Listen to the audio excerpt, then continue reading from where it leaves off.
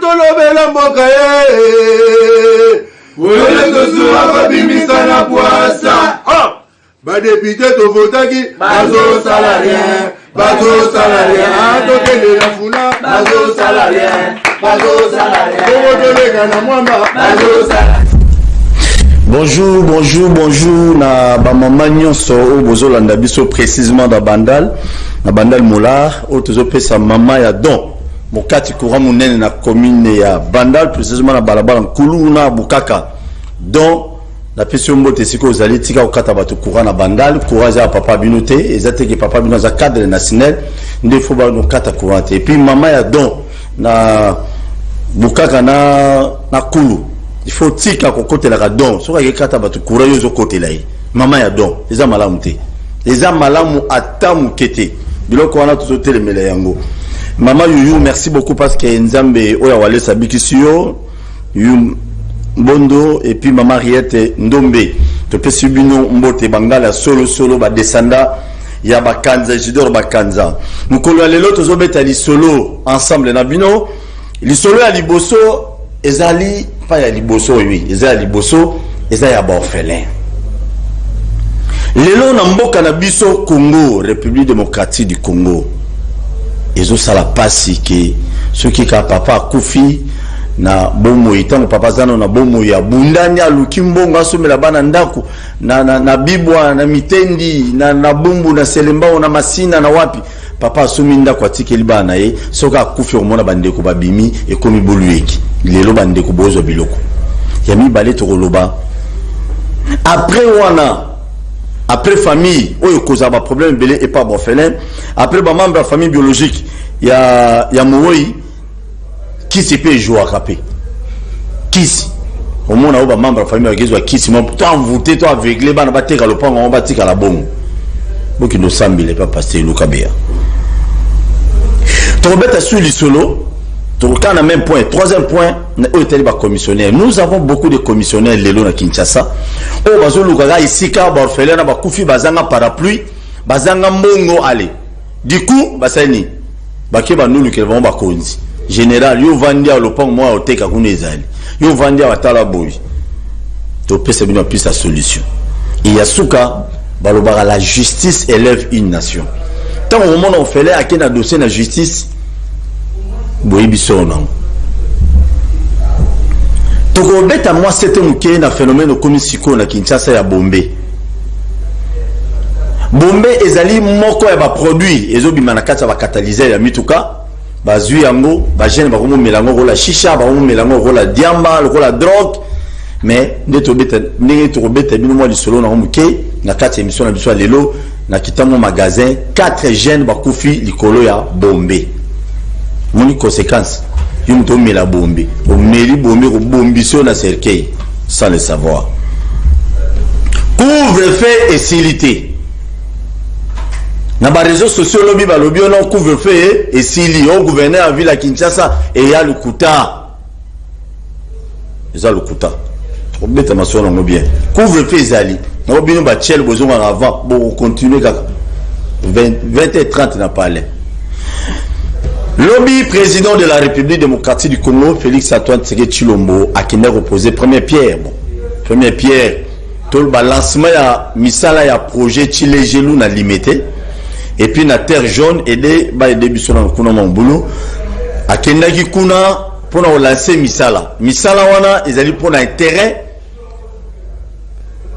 ya peuple congolais entre autres ezobana na Kinshasa Chile Gelou na lingala ngelo ba exemple Kabila rana 5 chantier ba photo président Félix Ayemba mona Chile Gelou tokotala sur Chile Gelou ko apporter biloko peuple congolais baza kozela ndeko na régie Réal Grâce betela bango biloko wana et bon tozo na plateau to ya m'inviter na mchou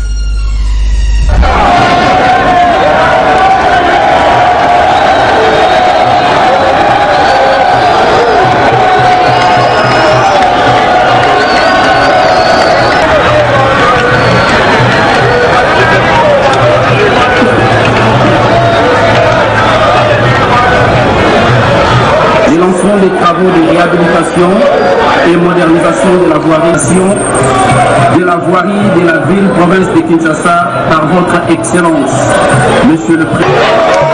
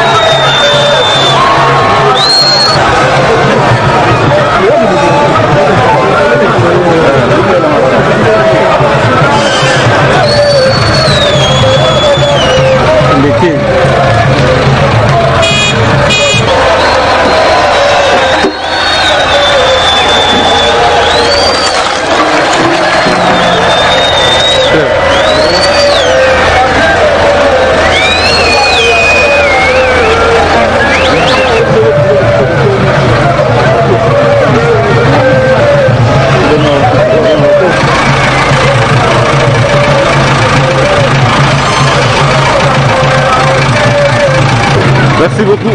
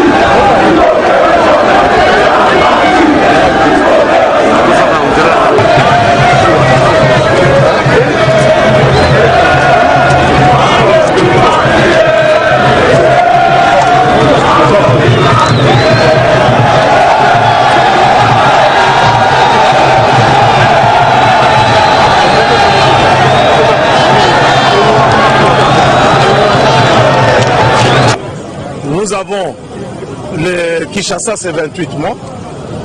Et dans les Kasaï, nous aurons 36 mois.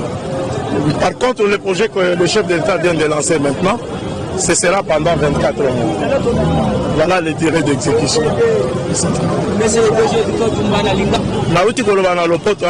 Projet Chilegelou, Chiluba. Ça signifie pilote, ça signifie exemple. Donc le chef d'État a un souci mingi, il y a la voirie, il y a le développement de l'infrastructure. Il y a un chef d'État a initié le projet WAN. A initié le projet à passer d'instruction à travers le gouvernement Nabiso pour monter le projet WAN. Et ce projet est concerné la République populaire du Congo. Mais dans la Liboso Togobanda, na Kinshasa, na 40 km, et Tokosala 100 km dans l'espace Kasai. Bujimai, Kananga, Chikapa, Sampuru, ainsi de suite. Donc, ça, ce sont les projets Chilegel qui vont continuer dans la province de Moussous. Dans le moment où nous avons étudié dans le Grand Équateur, nous avons étudié dans Bandung. Nous continuons dans la province de Moussous. Maintenant, le président a lancé Et ça, un projet de réhabilitation à Paris, mais il concerne la ville à Kinshasa. Ils allaient 13 km. Donc, ils ont alimenter l'Emba, Kimbanseke, même Ngaliema. Parce que chaque fois que tu as remonté un projet, tu as côté à la sous-région, il y a Kinshasa. Donc, le Conga, Funa, Moamba, ainsi de suite. Donc, il y a un peu de ça, na Lemba, Moussousou na Kimbaseke, Moussousou na Ngaliema. Donc, ils ont un cadre, il y a vision d'un chef de l'État, où ils sont préoccupés dans ma problème, il y a développement et infrastructure. Merci.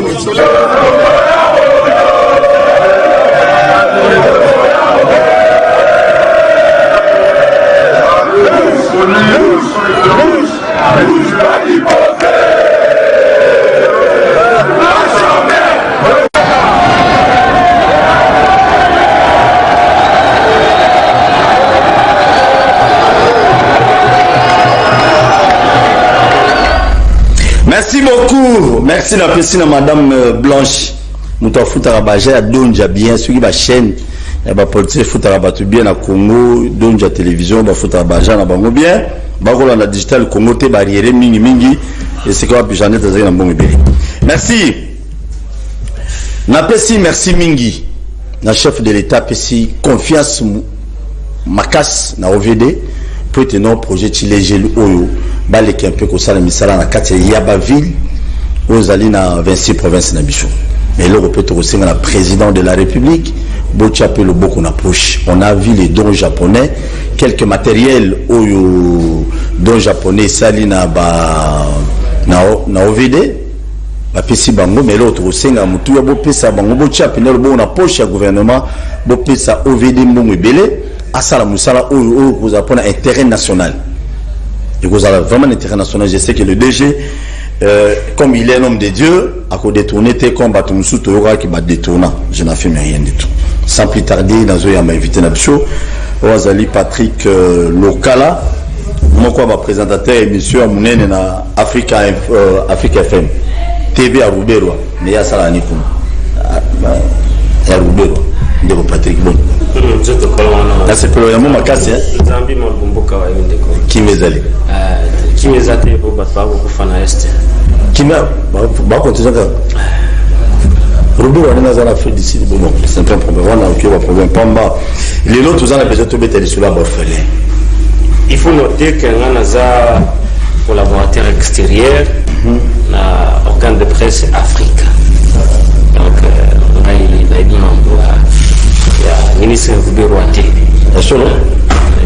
été Soukio Lingi aucun ministère c'est pas un problème sois calme Patrick ça y a une nouvelle nyos Babi Azabien Babi Roubero Azan est bien ma casse Mikolo il se porte très bien en Afrique du Sud par rapport à Barimel et il a fait yo permission les Kakuna oui il est Kakuna voilà maître avocat j'ai travaillé d'ailleurs avec lui à 2006 c'est ça donc Babi Azabien Roubero Azabien ils a promis au moment où ça n'a pas eu quotité mais tu es bien que non pas tout voilà na biso mais bien que Roubero Abarimel et les na réseaux sociaux qui est Roubero Koufi Roubero Saliboui ils ont le quota ne comment retour à son wana so chez meeting na TV pour ça la bien pour toujours appeler bien alors Roubero est vivant Abelaki à Kenya pour se faire soigner dans l'Afrique du Sud il est tombé terminé sur Roubero comme dans d'autres piquer ba Kongo banzambi bimba qui tout contrôle.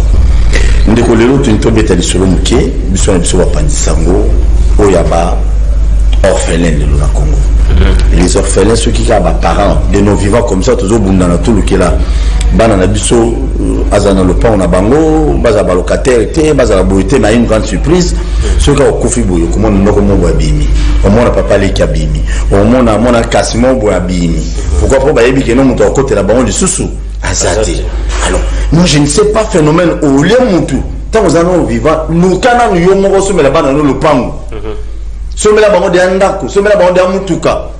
Yoga quoi envier biloko andeko. Est-ce que ça malamu ndeko? Te biloko wana il faut to condamner en makasi. Et ça biloko piété, hein? Moni na sala droité, mais na za intellectuel.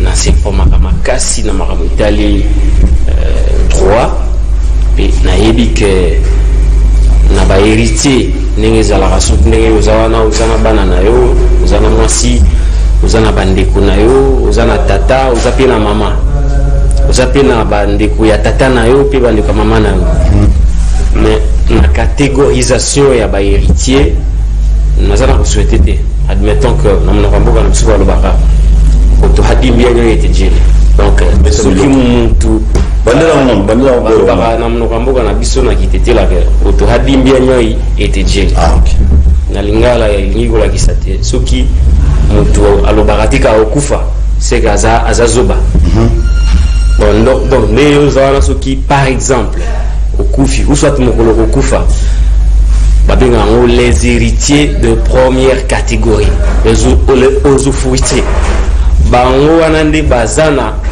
makoki ya kobénéficier na héritage na bahéritier wana baza banani ya liboso mpenza ya liboso bana babenga yango les ayants droit eza bana akila bana pena na yo bota eza ya libanda abale perdu eza oya kati pour ça moi mukiona voilà covid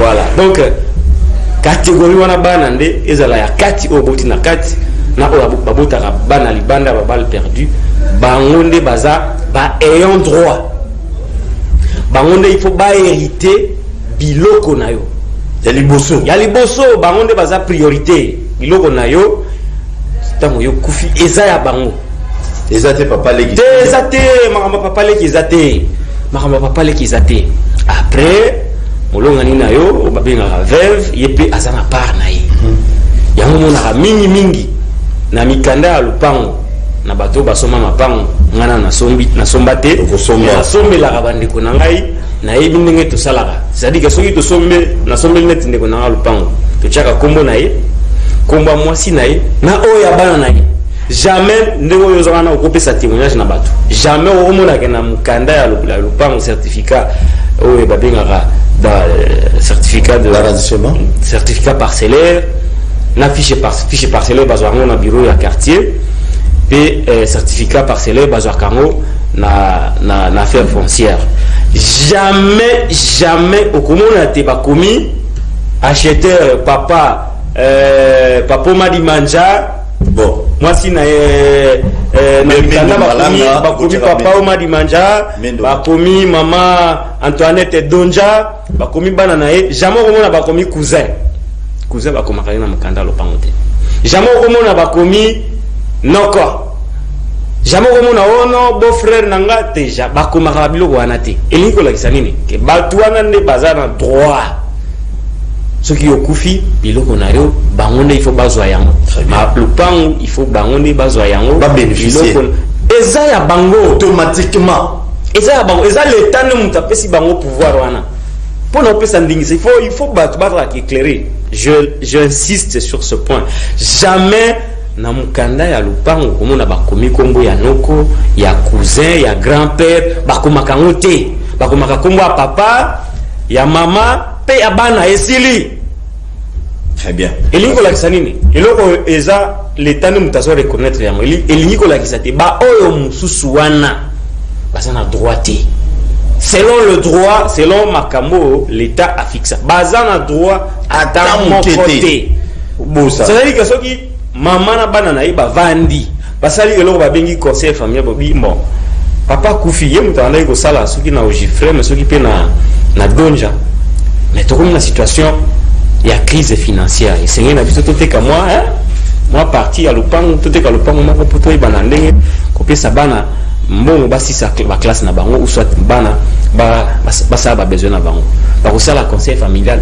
basali bazwi décision na conseil familial avec procès verbal y compris la signature tout témoin après mais bango baza ba ayant droit après nde bakoteka yango jamais okomona onoko ngai naza oyebi na babikolo mosusu onoko basakanaka na noko te yo nani mikanda lopango mama lopango etali yo na nini très bien biloko ya papa tiki etali yo na eloko nini merci yango elingi kolakisa po il faut to éclairer pe ba opinion mais wana moi nuance moke kaka na ba culture africaine na culture bantu tu évite toute sa famille.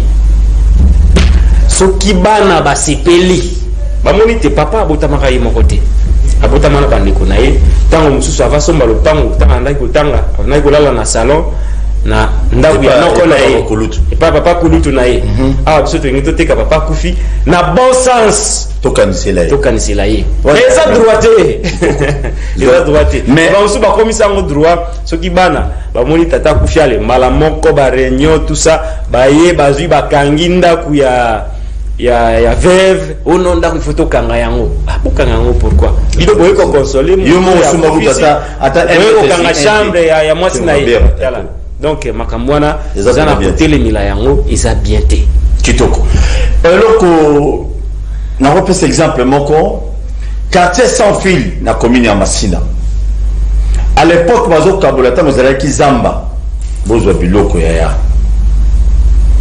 ceux qui papa ont se retrouvé dans les salons de béto avant tout ça le prière papa Simon qui m'a bimela tika bana ndeko no calme pesa mama buba enfant papa wana bano kabola azaka soda kabola quartier sans fil na commune ya Masina akaboli azwa peu mampango bon boyebika mutu celui qui travaille à l'hôtel mange à l'hôtel mutu passe la ngubo watala geno mnoti na mnombo ka biso balbara to haya to kefusa ano wana ndo bebisi bato bele yombo na bapale alors na sans fil papa na kaboli mapango akabola azwa mapango na ye erreur ya salaki de son vivant azwi ba document nyonso mapango na ye nyonso aki apesi grand frère na ye et grand frère biologique te pire vieux moi au bazalani na village dans un village moko tout ça et comme il y a le grand frère mais biologiquement non le monsieur est décédé ba document mapango nyonso etikale pa papa wana an misala ma be andoki a côté maman l'envoûtement et pas bana bandeko nae mapango tika marabu ikabo ye moko azumu susu ba document mapango musu tilelo ye mutabi tina ba commune susu papa na za mapango atikala mais laisse-moi vous dire une chose avant d'aller na pour musu poto ata mingité to bana retard. Comment imaginez-vous papa et le rosa ya yote ndenge ndeko Patrick Alobi eza yote mo sala ngba projet na ndenge nini yom koni yo somo le pont pe bandeko pe batelo pe wano le bano andeko wana po Patrick ate yepe photo mais ye Patrick yo landela mapango ndeko no atika pona ni papa kana nzambe za musika te lelo zo dondo na mapango onyokola bana bandeko nayo obotola bango nyonso mukolo nzambe ya papa Simon Kimbango bimela yo tu vas tout perdre ndeko Patrick Yami balé balobi ba papa wana ningo au souleva qui est le moment important ok il semblerait bikolo musu ce qui est vrai c'est tout la bande dundu biko blora ba noko parce que ba tabande baza matriaka baloba mingi oso inoko ce qui noko noko mais à l'exception à noko qui s'y peut jouer à votement toi aveuglé kabana Patrick toi aveuglé bango pour te récupérer ma pamba immeuble de nous Patrick Atika. Qu'est-ce que les enfants doivent faire? Au moni na situation wana ndenge tana ko vivre na société tozana monde oyo ezana trois pôles. Zaliboso. Paul ya liboso eza l'état. Yesu moko loba ce qui est à César donné à César. Paul ya liboso eza l'état. Paul ya mibale eza biso ba chrétien. Paul ya misa tu eza chrétien. On a les chrétiens. J'allais pendant l'assemblée na catholique. Paul ya misa son deux assemblées pas mokuna. Aza pasteur. Aza pasteur. Atako ba biloko ya yena na tanti on ani bima azaka musala nzambe. Ça sala ba monter. Toke ya misa tu papa. Ça sala ba ya misa tu. Iza monde o ya diabolo. Ya satana. Donc trois pôles ya ngwana. Mutu nyonso atako toza koloba makambo itali mapango mutu nyonso esengeli a pona bakawana mais bakawana yo surtout eza l'état de mutawa jerebiso alors pona makambo itali bana o baza na situation neti o tozoloba papa azaka na mapango na ye akufi tango akufi banoko ya mitema mabe bakoti bamoni te bakokuka te na kozango na ndenge ya l'état bakina nzela akisi démarche à liboso sur le plan il y a l'état ceux qui besoin na mikanda besoin ba preuve que papa na bino azalaka na mapango boki pas l'état bo porter plainte les dossiers kolandaku nango normal wana aspect wana to ko développer ngo aspect mususu eza métaphysique aspect eza métaphysique pour na biso ba chrétien par exemple ngai si nazana ka ya bana oyo peut-être papa na bango akufi et que ma pango na biso balingi bazwa non c'est pas balingi bazwa mais balingi bacha confusion au niveau spirituel en faisant recours na ba fétiche na ba science occulte na ba biloko ebelo to yebi ngai nazana maître nanga na tambola kana yi partout ndenge toza awa yazali maître ozo mona ite voilà maître maître nanga bon frère bino ba victime makabo yora maître nanga eza mwana nkolo non Jésus Christ de Nazareth mutuana azana makoki tango yo omonite bato mokili bamoneli bino po bozana mbongo te po boza ba faible po bokomba orphelin ke bokofie situation na bino epa ya nzambe epa mwana nzambe parce que ye alobi na Bible que aza le Dieu des orphelins moni nzambe asikaka makasi soki osimbi orphelin osimbi veuve osimbi bana oyo omonaka na nzela oyo bana balabala oyo bashege wana oyo bana baokelela wana bato babotama na badéformation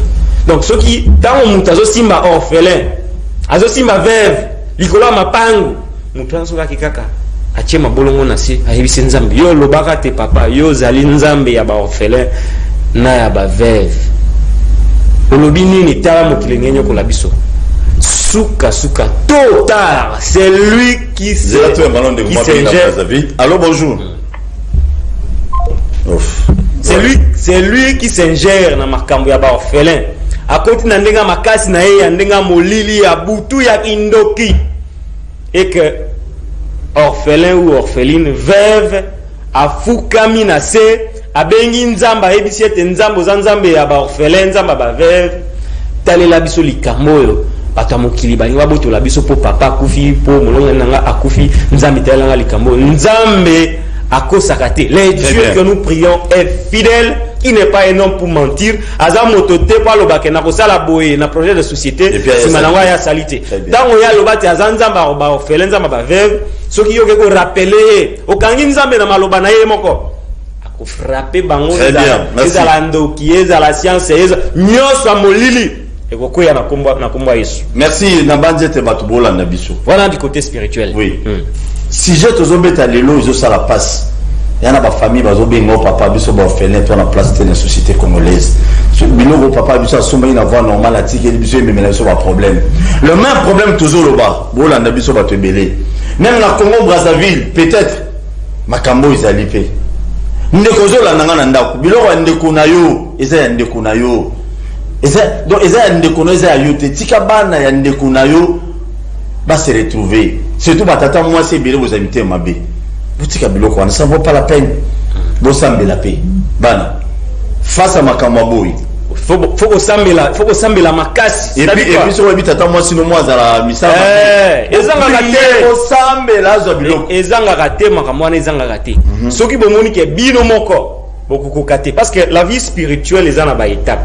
Mon il faut tous un processus ya kokola na vie spirituelle. Tant musu ozana yo bébé spirituel. Tant musu nanu okomate na niveau spirituel que nous mona musala nzambe. Ya solo ba sala nzambe pe ba koma ya lukute belé. OK komika ba panganga okazaza musala nzambe. Après ma on comme compliqué. Oyo mona musala nzambe pe ba pesio ba tiona ba prière. Tant ba ko tiona ba prière.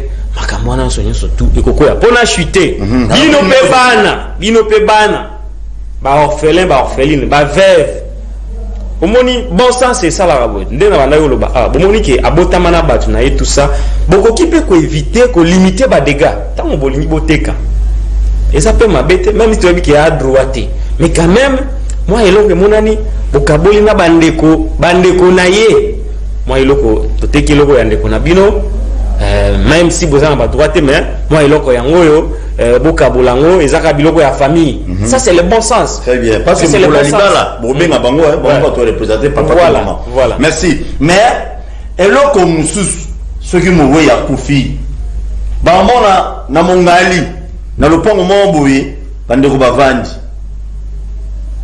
tona oyo je vous salue lopango wana mwana ba commissionnaire bazali ba commissionnaire wana ba oluka banda ba osomba te. Ce sont des commissionnaires qui cherchent et si quand ils vont faire bazanga parapluie potoya tonyonga bango au mona Joana Kei awa oluka bino kutute aluki mo konzimo boaza na pété aza pouvoir makasi yo vanda le pont moza ko ba pichana ba fele tout memi ba on a parqué to mati bango ti ba ozambo en fodate to robota bango le pont est-ce que oui c'est le même problème on les appelle un bon marché ah problème toujours beta oyo batambwisa yo mona derrière kama le pont ba fona mutuno ditora déjà mona mais même yibi wana donc ba commissionnaire wana ba yebi tous les coups. Ce n'est pas bien. Bino bandeko ya ba commissionnaire buluka ba sema pam. O bomoni ba fele ba za veille wana zali. Bien que la partage à vie monte na pasteur Godin Poyi. Je te salue. Na masara na député national na ni dans les saf. Lelo yo bazong si maman na boto le pont illégalement na bandal. Donc convocation za maman wana te. Fancy Kalomba côté ngo ba tutuba o alinga récupérer politiquement. Non. Tant automoni politicien à côté na likamo tali intérêt national. Ils en revoient normal tout politisé à monter. Vraiment passer Godin Poyi, Francis Kalombo, Daniel Savo, Bino tout. Au bout c'est Melaki na dossier à maman wana, tala maman a joué à ma botte le pont. Et on te m'a bien. Ils ont le te m'a bien. Mais bato bongo bato ba memela ba nous a rappelé trop na ba cause na berere. Les commissionnaires pareil. Au moins il y a yebo no patrio vandia le pont wana zakuna. De surtout kina yo ozono normal tu fundi bango tu claquer ba on a dit ba ya ba mbia boy papa quand même c'est anormal. Omoni bakonzi za sebi bongo te omoni ndeko Paul Toussoua na sepila na yo parce que vous appelez ndeko Lumumba maile kutu ezomona na maile zofunga yo ko ndeko Lumumba na sabaza la maile akile zoganga ya beta mboko ezana problème secteur nyonso ya vie ezana kotambola bien te ba secteur presque nyonso ezana désordre secteur ya bandeko na biso ba courtier o ba benga ba commissionnaire ils ont des ordres moko ya kusakana te biloko aliboso yango wana problème aliboso na ko relever tango des ordres zali l'état n'est pas à mesure ya ku identifier banani bazali ba courtier banani bazali ba commissionnaire yango moyo wa des ordres zali muntu nyos ko la ba edike awa makamba mapango ezana mbongo ebele muntu nyos ayeko mikotisa na secteur wana ya ba courtier bamiibi ba escroc bandoki bakozi muntu nyonso amikotisi parce que ordre zalaki ingayebana que non commissionnaire oyo auti na maison d'immobilier tel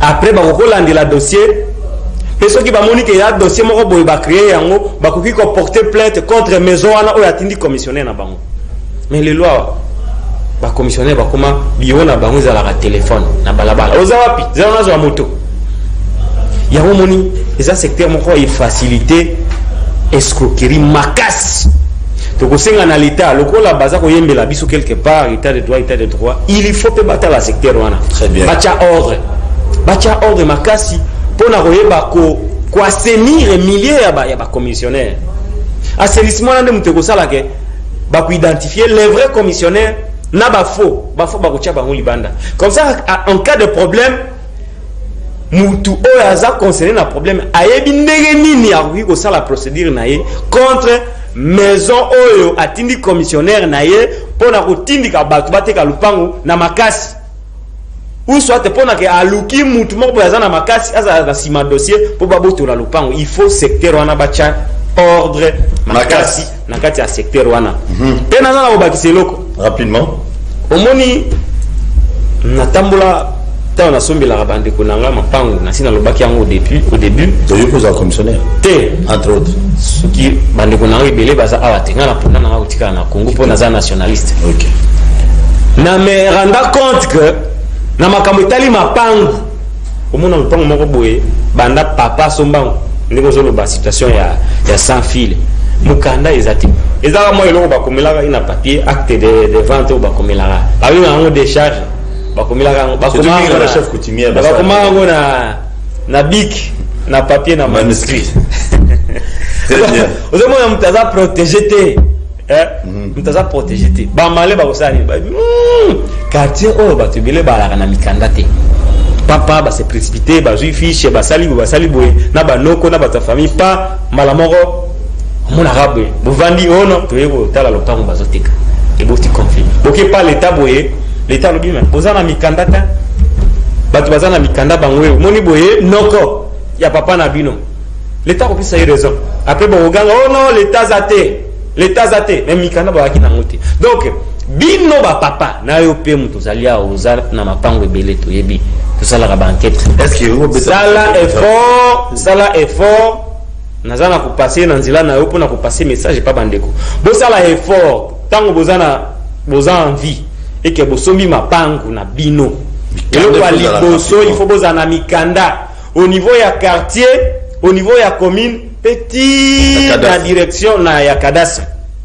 eloko wana nde muteza garantie eloko ya liboso yango wana pe tango moni kozana mapango toza na culture ya mindele toza la kana ba avocat famille fazala avocat famille akoloba kopesa bino conseil ke awa faut bosala boye bosoma mapango bosala mikanda papa tika testament na ye atikela mutu moko boye aza honnête et puis bakeba et c'est là oui bakeba notarié yango ezala notarié zomona atoza vivant papa il s'appelle le roté ça noté makambwana soki ozana mikanda na yo à tous les niveaux ozana avocat na yo osali testament ato kufi même si Tshisekedi na lobite ke akosala ngo même si le président bon Kabila c'est bien hein te tchao ya za en fonction miko te Kabila Kabila bon même si ba konzi mboka ta Tshisekedi ata Kabila ye abino ngana ina mbongo ebele nazalaka mokonzi mboka ngana za mokonzi ngi nazwa lopango oyo même na tribunal ya matete wana ba ke uzana raison te tala mikanda yango très bien merci donc quelque part pe biso moko to luka nini ya ko se conformer pour tango to kokufa bana na biso bazala en paix et en sécurité tango to kokufa bana ba yibike soki likambo ekwei to kobenga maître ngope azana cabinet na yeto kokende ko bien maître tala makambo ko mobima mbala moko avocat akozwa en charge likambo ngo pe makambo ko facilement mais to li ko vivre ngaka na informel ko kima l'état tango makambo baluki boyono justice asali boye po aza fort te total makambo na bien. Merci beaucoup Ndeko Patrick.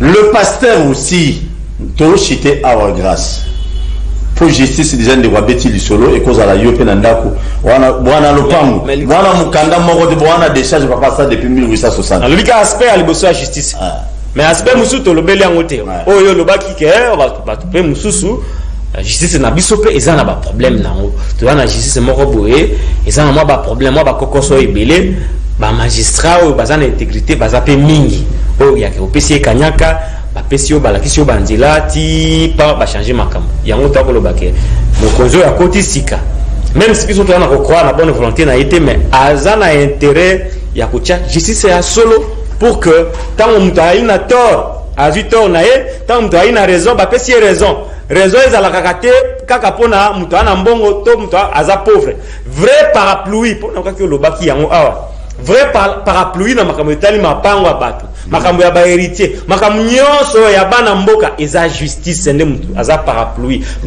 ya ba fort o bobenga ba fort batu mbongo pe parapluie ya batu o bazana mbongo te na sens ya raison soko za na raison ata mutu mbongo ba pesio raison soko za na raison ata za mutu pauvre ba pesio raison merci na mutu na tort raison na mutu na raison malgré état na ye vrai parapluie ya mboka ezande justice parce que justice wana na mokonzi ya mboka azana se ya mibeko zomona merci beaucoup voilà. Et loko otokoloba j'ai sali Mashki Simbangoi maître Mashki Simbangoi na luzolo bambi à l'époque basala la commission moko mixte interministérielle au mage en affaires foncières luzolo bambi na justice d'abord ba felo ba ya mabaso la pinana bango boya au général moi botuna le pang lobby basali commission ba pemba bengani général bazo ici ba mutuna ba drone c'est ce que le Congo a besoin aujourd'hui autres éléments gros abaké pas ba magistrat et l'équipe commission la bino ba justice au boya bossa la commission on a ba copier pe bilo malamu et vous allez bien le pasteur je connais un pasteur ba PC ba buka le pang grâce ba famille et confiance ba ça na ba pasteur aya remettre papa bombela biso babuku na biso mapango. Un pasteur à l'église amune na mboko yo. Un pasteur, je dis bien. Accueilli na cadastre a dribblé bango 5 parcelles. La famille est venue me voir hier chez moi à la maison. Baléli. Faut que tanga non, on a bien qui pasteur après émission, c'est ce qu'on appelle ça une nouvelle. Sur la boy en tant que comme on est lobby la TV. C'est anormal, pasteur. Vous les pasteurs, bah ça les confiance, bah l'autre document. Biso la famille na biso tola ba kaima, tola ba ndoki na famille. Yo ko mozamo sala nzambe ministre nzambe. Bombe la biso ba buku mapango. Yo lobby non ko papa bango akufa bano azamu ndimi na ngai. Yo zui mapango no balolo ya komo et comme ya yo. Et puis accepte na komo bana na ye. Ba elinga na ba photocopie, et ça linga il passe. Le pasteur dans ce pays. Beaucoup de politiciens. On ne sait pas pasteur sans ici politique na manzam. Botale bien. Merci. Rapidement. Il y a un lobby parce que ba émission eza émission moko ya malamu penza ya sensibilisation na zana ko proposer na yo ndeko Paul Tosua. Il faut que ça la programme moko mo bimba kaka itala kama mapango. Ce qui te moni Moïbi moko boye alinga azana sima le pang moko tekango biso to ya te dénoncer yango chaque jour to ba nous dénoncer yango to botanga na ba kombo avec preuve to rotia journée moko spécial ba kino spécial osunga ba imboka bazo benga to zana ko dénoncer ça peut aussi réduire makambo lobby ya mikanda le pango yango to na bima ba testament papa tant moni ko zana mapango ibele et que yo moko zana makokite ya bomba yango olingo pesa confiance na pasteur na yo tant ozo pesa yo confiance il faut eloke komama okomike na pesio mikanda mais soki na kufi okopesa hotel wana na testament na yo donc eza doublement protégé pasteur azana mikanda ya lupango mais testament et pas mutu mususu.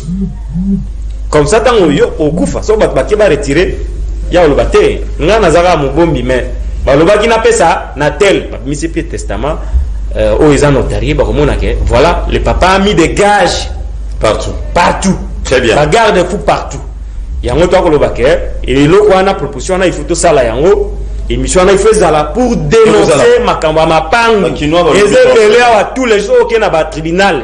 Tukumuna makamba mapango tous les jours parce que toujours le belangote donc cadre na biso sensibilisation il faut tout ça la musala nazana ko pesa yo merci mingi ngo ya mbinga bandeko nanga bobuka na te bozana ba droit na bino mais bon sens pe ezalaka mais faut pe tout ça milaka mingi parce que monde oyo eza monde moko boye mabe okoki jamais ko tambola na monde ya molili ce que ça na mwinda te mwinda na biso eza Yesu Masihi. Merci na bino nyonso na rappeler ba jeune nyonso bozo mela bombe soki bombe bo melango na place ya diamba na place ya drogue na kitambo awa 4 jeunes bakufi 4 jeunes garçons bakufi likolo bombe ya komela ba poussière wana ata jani leki na nga jani akomela bombe te ata ya makasi bien comment la poto a changé ata jana linga mela te mona changa linga mela ni bilo wana te bombe e a bilo mabe no na ngai yo mozo milinga te bozo finga ba porter ba sa le logo te mais yo mozo mela bombe pomi bombe na kata cercle c'est anormal avec vous botika bilo wana botika omela lo yenge me mabino te kuite apporter le logo te la santé à mutu c'est kuite apporter le logo à mutu ya bilo na ba député nyonso me baza kuite du matin au soir ne va passer balango bien va passer musuba basula. To kuta lobi na tongo na 10h si Dieu le permet. Merci pour nous répondre à l'invitation de Bishop. Et to komakasi. Et to komakasi to boy makamba bombe wana. Bon, fizama be. Fatibe. Te azabeta te. Fatibe. Te rien te. Azoko Fatibe. Tozolia te. Mingi. Tozo melate. Kura pesate. Basile Longo, je te salue l'aigle. Ndeko nanga Basile Longo. Et mais pardon, cela Basile, tu as proposé avec 400 millions. Oyebi, bazo rappelé na ndeko Basile, ngaza la témoin na en 2011, premier élu ya mboka oyo. Banda bima député tile lona to kutana te. Amen. Dala, cadre de solo le nanga ya mboka. Témé ya Zarabia, il est flexible. Ya za ba député témoin na ina makala na avenue Zaba. Aso penato to edaka yena à l'époque. Mais Bima député. Mais à l'objet, après 6 ministre de l'Intérieur. Après 6 mois, 400 millions ministre à cotisité. Azande Konana Lobiango passe Azande Konangai. Yawona Lobiango. Ok. Tibalisme. Merci beaucoup, Tokota Lobi. Telema, tolobela mboka.